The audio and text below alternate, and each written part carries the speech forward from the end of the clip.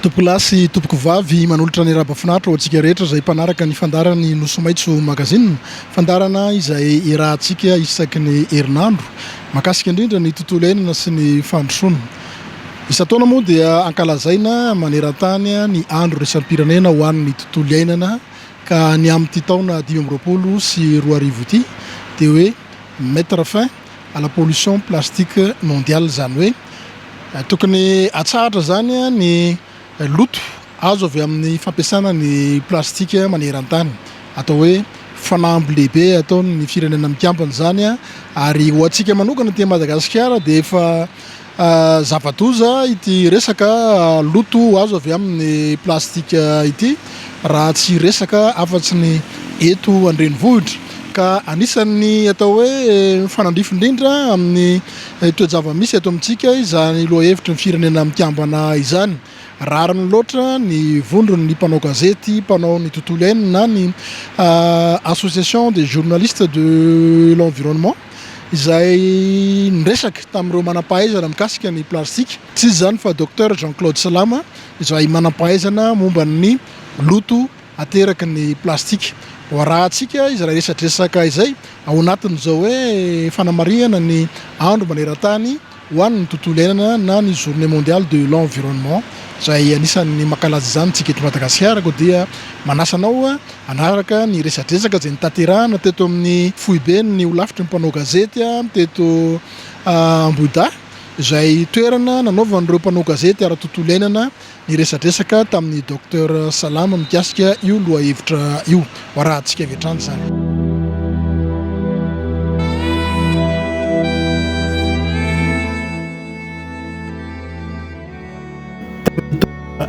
Roa sy valonjato sy arivo no efa nanomboka ny fampiasana plastika tany Eropa. Ny voatra hatrany zany ka tamin'ny taonjato faharoapolo dia nanomboka nisy ny indostria plastika. Nanomboka teo ny asa sy ny fitaovana rehetra vita amin'ny plastika. Miparitaka maneran-tany zany ary tsy niato mandraky ny androany. Lasa miteraka lehibe eo amin'ny fiainan'ny zanak'olombelona nefa ankehitriny ny fampiasana ny plastika. Nanoloan'izany ny firenena mikambana dia miezaka mitady vahaolana, ka ankehitriny dia nametraka targetra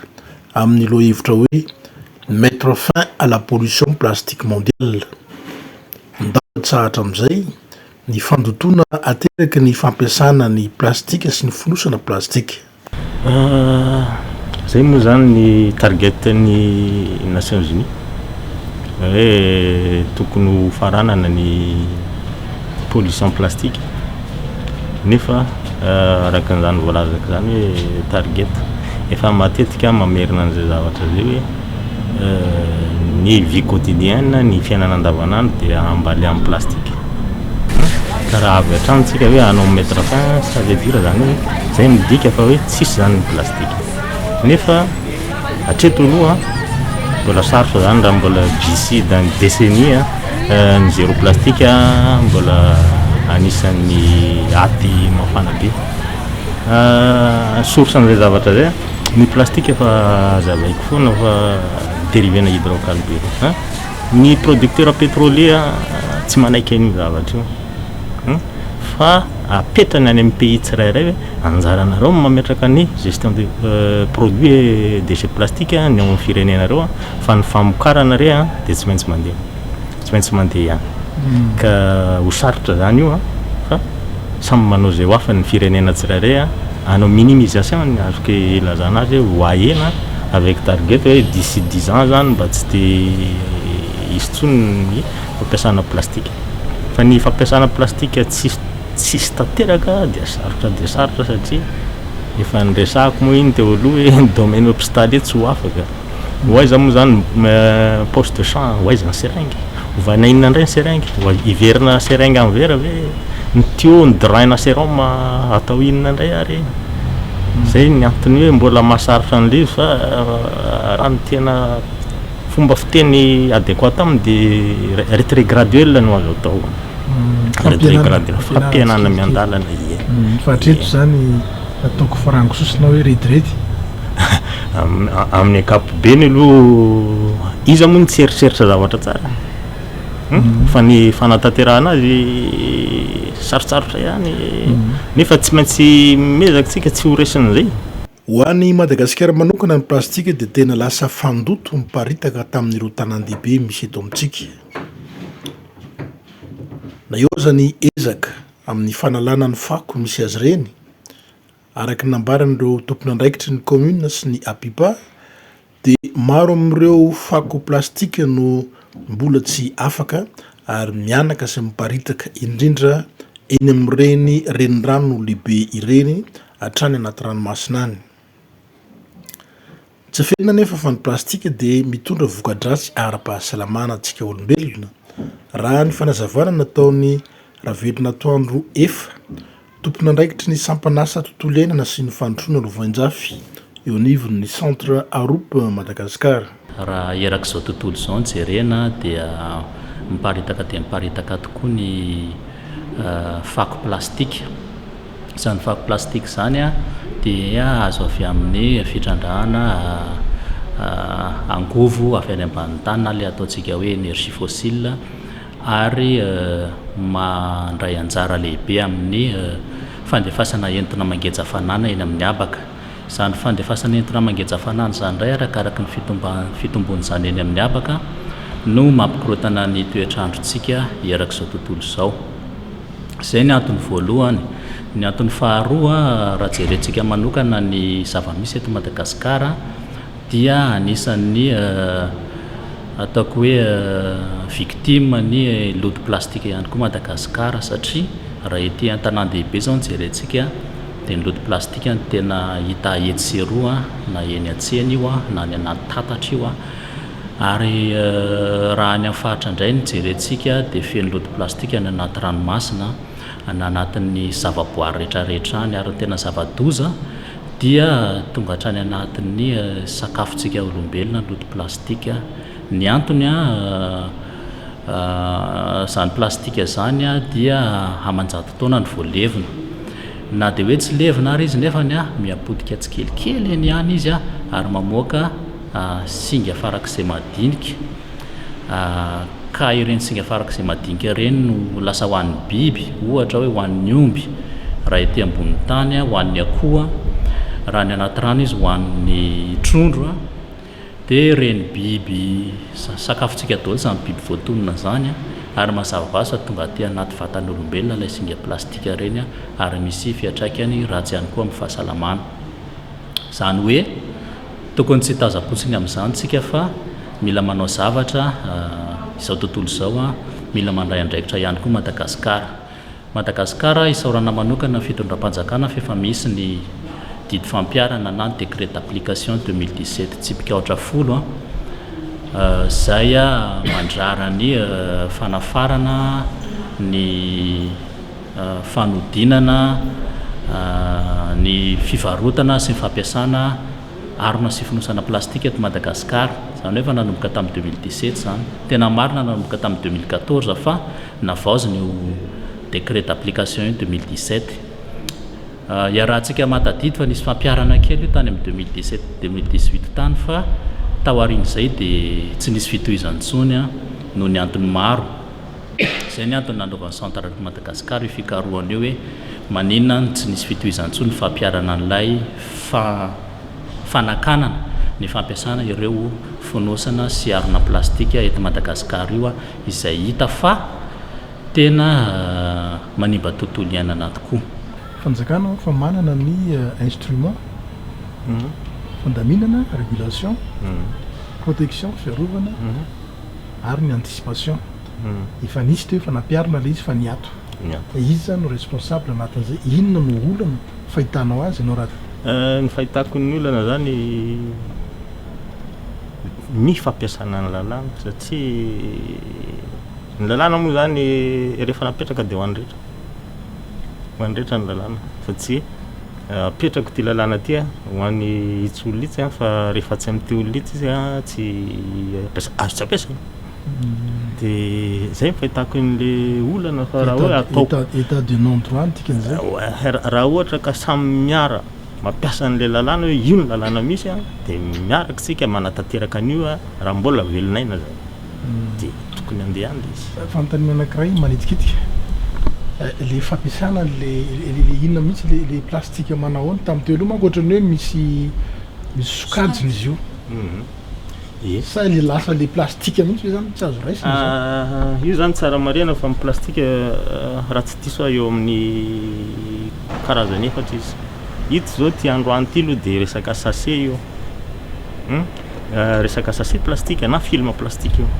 fa ny plastika misy ny polyéthylène de tétraéthyle io le tavoahangy plastika eau vive na cristalline etc etc dia misy ny polyéthylène de haute densité izy io izy reo am'reo caméra reo dia misy ny polyéthylène de basse densité. Ny basse densité izy ohatra reny poche de sang matetika na flacon tube na paracétamol etc etc. Dia maninona ny fisiany ireny reo zao misy plastika zao inona ny olana ara-pahasalamana teraka zay? Ny olana ara-pahasalamana teraka n'izay a raha ohatra ka tsy voatantana dia fa nazavaiko foa ny plastika dia produit chimique misy désintégration en molécule insidieusement invisiblement ao anatin'io plastika io rehefa tsy voagéré izy. Zany hoe ny plastika zany raha ohatra ka hitanao eny izy tokony stocké fermé hermétiquement dans un hangar dia ao anao manao traitement fa tsy hoe atsipinao ry le tavoahangy plastika dia atsipy ery ny arinao plastika fa iny le chimie de l'environnement hoe en présence na lumière solaire sy ny ultraviolet miaraka amin'ny ranoranorana kely dia misy désintégration voaka atao les molécules des hydrocarbures les zava-doza any amin'ny plastika fa le plastika hitantsika ngeda be produit iny mbola tsy iny fa ao anatin'iny misy molécule des hydrocarbures iny le atao hoe microplastique na io raha sotoina amin'ny tavoahangy io efa misy hoe microplastique ao anatin'iny dia ny nanoplastique ihany koa moa efa manomboka izy zao ny nanoplastique izy zegny mboa efa niresahako iny tsy haiko na 1 millimètre divisé par million zany hoe invisible à l'œil nu zany fa microscopiquement le vohita iny le zava-doza mitraverser an'le barrière biologique. Ny barrière biologique raha ohatra misotrana anao tonga amin'ny estomac-nao io estomac iny zany hoe tsy hitantsika izy fa ny estomac ohatra n'ireny hoe io mibolina voale ao anatina filet iny filet zany lalan-draha dia mitsofoka ao amin'ny estomac iny dia mitraverser ny lalan-draha dia aparitany any amin'ny vatana rehetra dia iny miteraka an'izao maladie rehetra zao. Zay ny inona zany ny tokony atao? Misy ve ny tokony atao? Misy ny tokony atao fa araka ny lazaiko zao raha ohatra ka hanao élimination tsika retrait graduel dia manao ihany koa tsika zany rehefa manao retrait graduel zay dikan'izay zany eny io moa zany efa manomboka ato tsy mampiasa plastika fa za moa io maraina be tara fa ny anahy moa tavoahangy plastika ihany fa tsy atao matetika zany hoe tsy dia tsara zany ny ampiasana an'le izy quotidiennement raha ataontsika hoe par jour anao mahazo an'le molécule na hydrocarbure nanao plastika na microplastika tafiditra ao dia mipotra daholo zao karazana aretina rehetra zao ka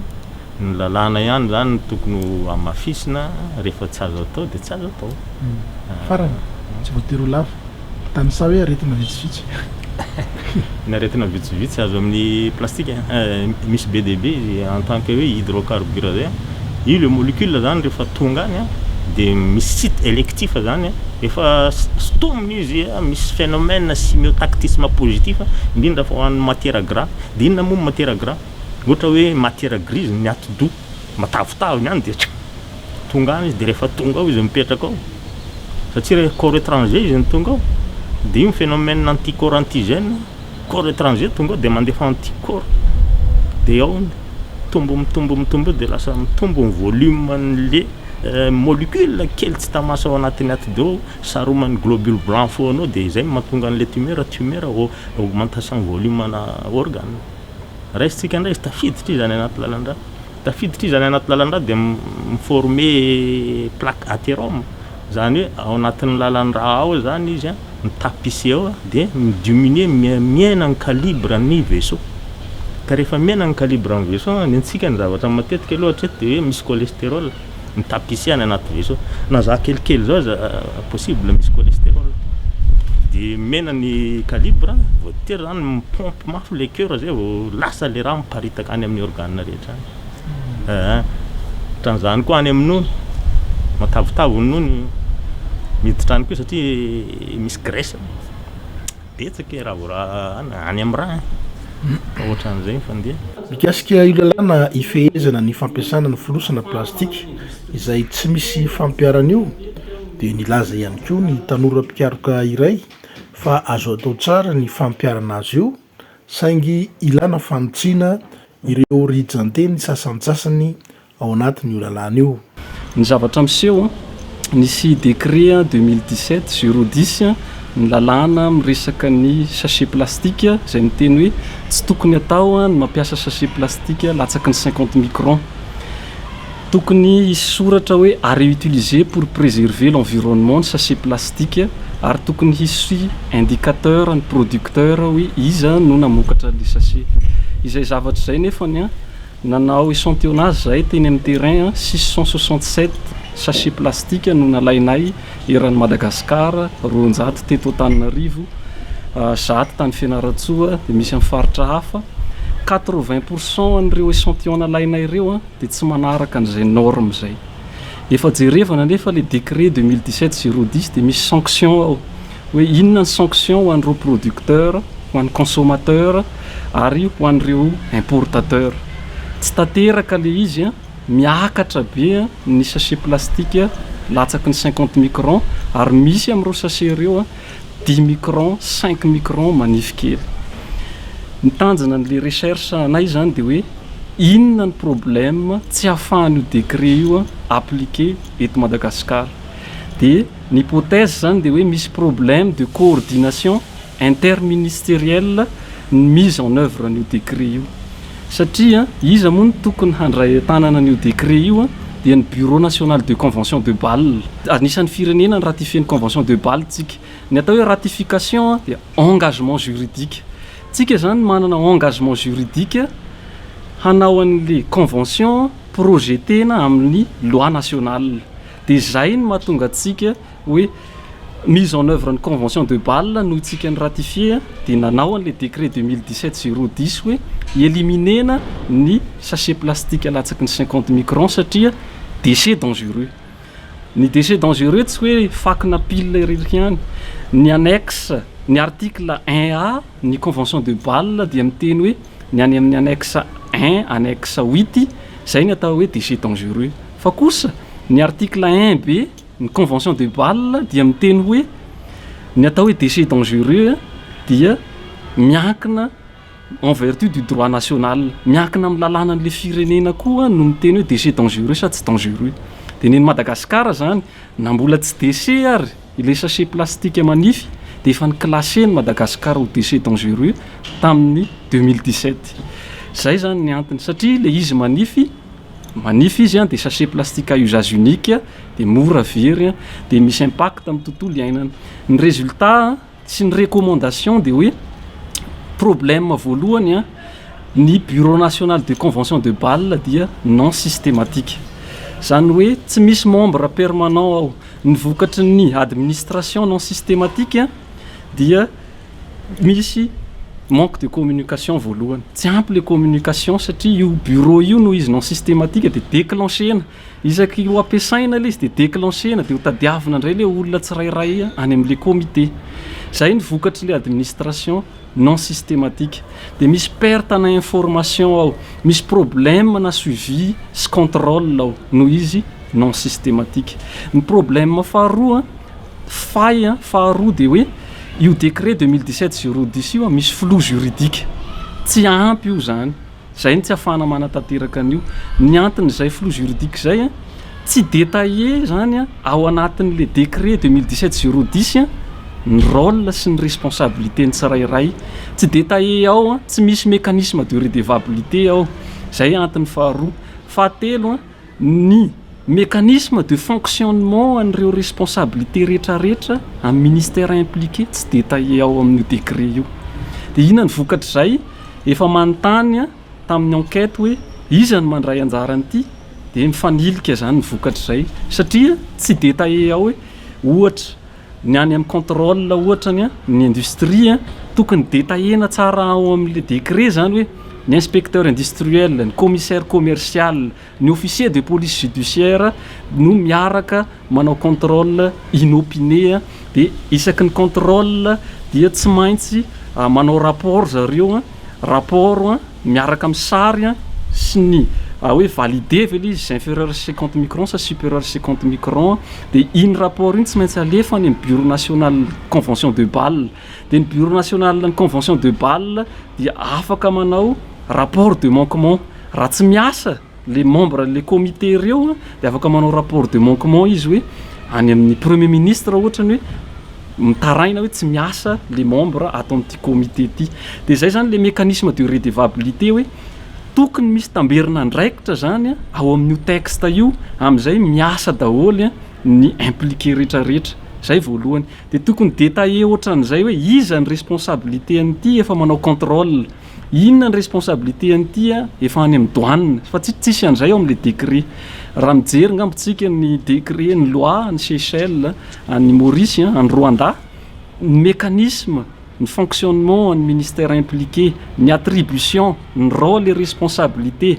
ny redevabilité an'ireo tafiditra mazava tsara ao anaty décret daholo dia zay solution zany raha tenenina amin'ny teny fohy ny solution zany voalohany ny décret révisena zay ny hevitra tapaka anay tao zany hoe révisena io décret io dia ampidiro ao amin'le décret ny attribution ny rôle et responsabilité ny ministère impliqué dia ampidiro ao koa ny mécanisme de redevabilité an'ireo olona zay impliqué ao amin'le mise en œuvre n'le décret 2017-010 zay zany solution anankiray tokony atao faharoa soloy le soratra hoe à réutiliser pour préserver l'environnement efa manavao an'le décret isika satria ny antony 4% ny gasy raha ny hitako vaovao farany ny 80% ny gasy mbola niveau T3 4% ny gasy no hahazo an'le soratra satria zay le teneny décret hoe à réutiliser pour préserver l'environnement dia le sachet ny atsena teny français daholo ahoana ary ny sensibilisena ny olona gasy be tabe ny mbola illettré dia ny olona mahay mamaky teny koa betsaka ny mbola tsy mahay an'izany teny français zany dia ovao koa le soratra hoe à réutiliser pour préserver l'environnement zay apetaka amin'ny sachet ovana hoe averina ampiasaina ho fitandrovana ny tontolo iainana zay zany zavatra anankiroa zany zay fahatelo solution ataovy mise à jour ilay bureau national de convention de Bâle sy ny bureau national de synergie satria ireo bureau reo efa tamin'ny 2007 dia le contexte n'ireo bureau reo par rapport amin'le contexte amin'izao tena efa tsy mety tsony satria ohatra ny ao amin'io bureau io ny sy ny comité national de convention de Bâle tamin'ny 2007 dia ONG anankitelo rery ny raisiny ao ny société civile ao vitsikely ao amin'le comité zany dia ina moa ny problème efa manao décret tsika dia nefa efa manao décret dia misy an'le hoe ao amin'ny charte de l'environnement dia hoe principe de participation des publics zany hoe alaina zany ny public miara-mijery hoe mety aminareo any amin'ny industrie ve ty ny privé ve ty dia nefany any amin'io bureau national io tamin'ny 2007 vitsikely tena vitsikely ny isan'le privé ao sy ny ONG ao vitsikely ny partie prenante zany tena vitsy havao zy io bureau io satria efa amin'ny contexte amin'izao fotoana izao be da be ny industrie misehatra amin'ny plastika dia havao zy ampitomboy ny isan'ireo comité ireo